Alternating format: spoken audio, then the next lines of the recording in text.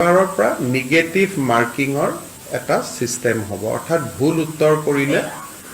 মাৰ্কিংটো negative হ'ব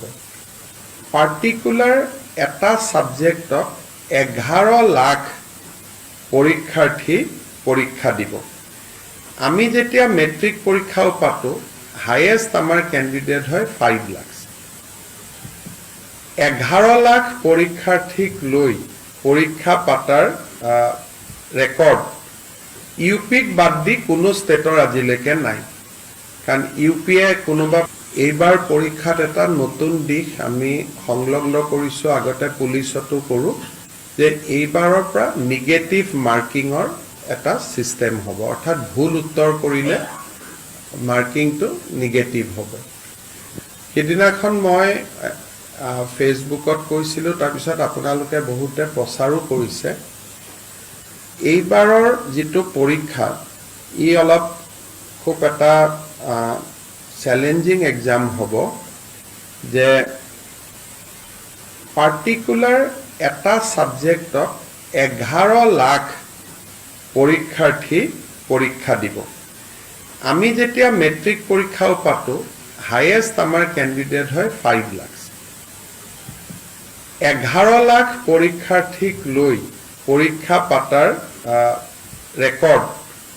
ইউপিক বাদ দি কোনো ষ্টেটৰ আজিলৈকে নাই কাৰণ ইউপিয়ে কোনোবা পৰীক্ষা 18 লাখ ক্যান্ডিডেট হয় তেওঁলোকৰ জনবসতি বহুত কিন্তু অসমত 11 লাখৰ কোনো পৰীক্ষা আজিলৈকে কেতিয়াও কোনেও অনুষ্ঠিত কৰিব কৰাৰ প্ৰয়োজনীয়তা অহাই নাছিল এইবাৰ আমি নিযুক্তিত এটা দিশ আছিল যে এবাৰ আমি ফিজ লোৱা নাছিল অৰ্থাৎ পৰীক্ষা দিয়াৰ কাৰণে কোনো